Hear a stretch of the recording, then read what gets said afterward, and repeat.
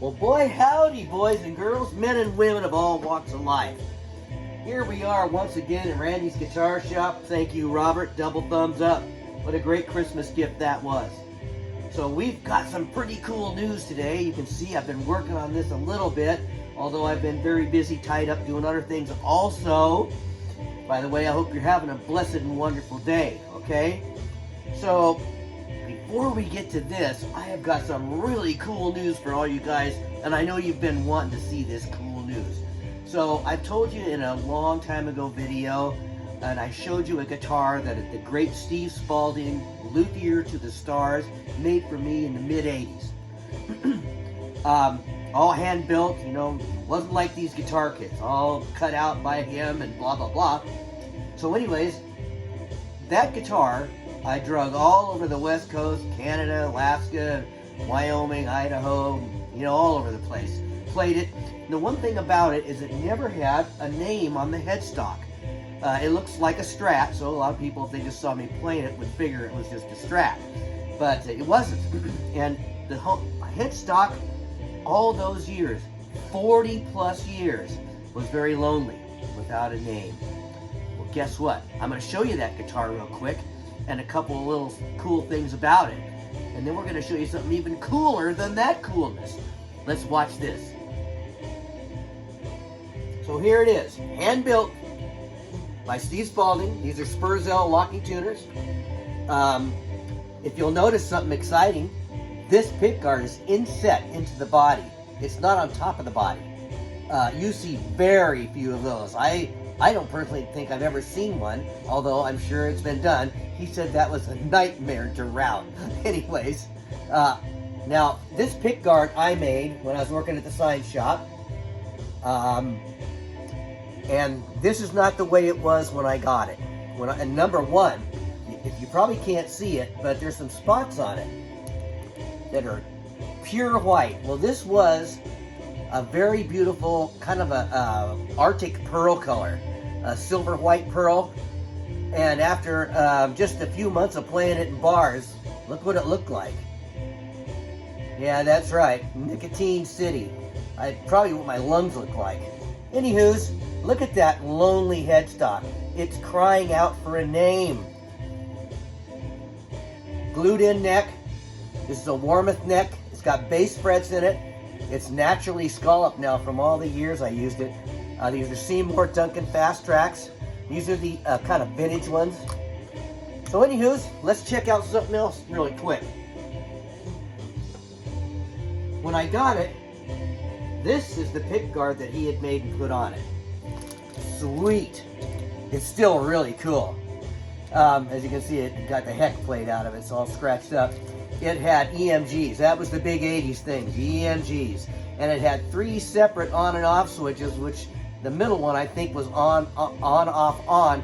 It would split this coil here or something. But that's kind of cool because you could actually just do any, you know, you get all the pickups at once if you wanted to. Anywho's, thanks Steve. I found this laying around. So the exciting thing is that after 40 years, when I was talking with him the other day, I said, you know, Steve, I'm just going to have to stick my name on that headstock because it needs a name on it. And we kind of laughed about that. And he said, you know what, I'm going to look around and see if I can find one of my original decals from that era.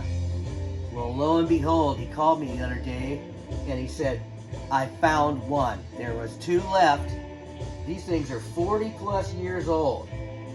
But this is his earliest headstock decal that he had. It's kind of funny because if you look at the Steve Spalding, it's just like 2 lightning bolts. And he said, do you think I was kind of influenced by Kiss at the time?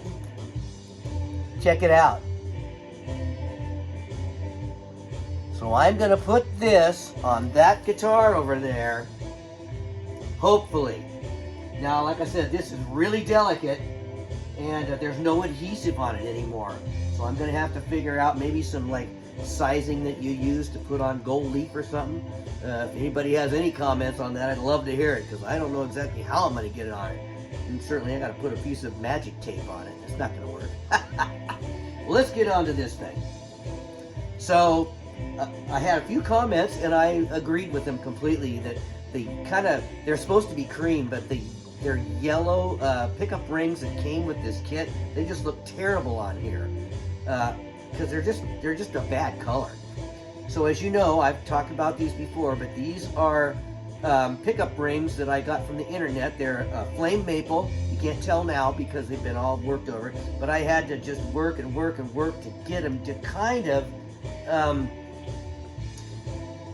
to fit this guitar. You know, this guitar has this arch top like a Les Paul, but it also kind of goes like this too. So it doesn't just go like, you know, it's kind of weird. But I spent hours on these. I've got them stained now. They're walnut, and they go great with these Lumberbucker pickups. And it's got a, you know, the rosewood neck. So I'm thinking this is going to look pretty good. Let's take a look at it, you guys.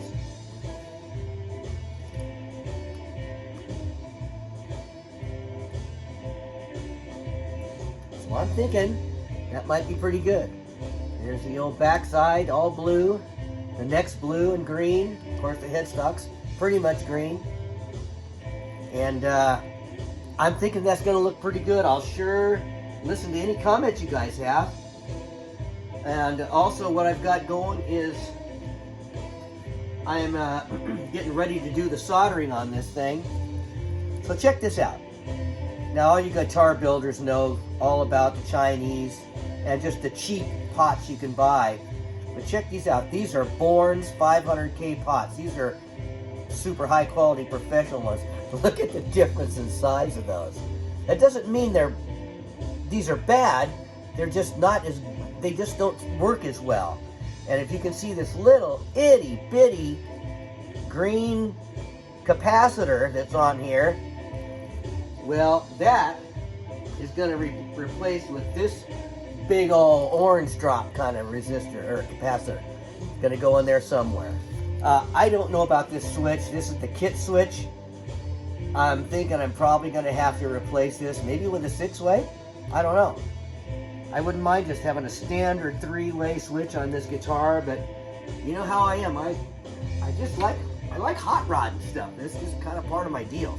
And they're not very expensive. They're a little complicated to wire, but you get all the diagrams with them and stuff. That's number 20 over there playing, I think. Anywho's, that's what's going on right now. We're getting ready. Hopefully, my son's going to come over and visit for a little bit here pretty soon. So I've been running back and forth in the house. I haven't worked on this a lot, but I'm just thinking that this is looking pretty good. Let's hope it sounds good when it's done with all this work I put into it.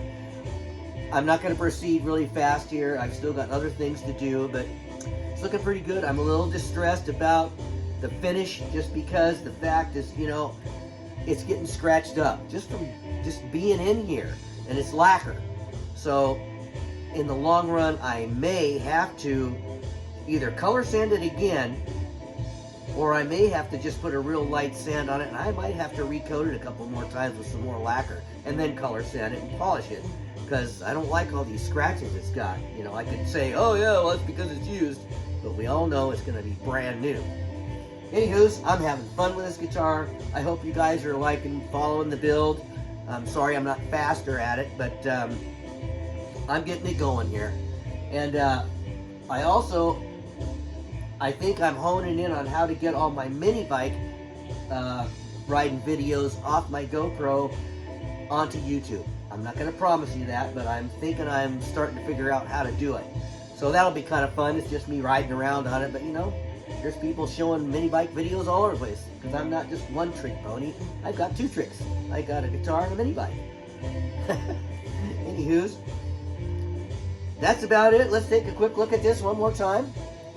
I really like the flame, and I like the color. I think it's pretty nice looking.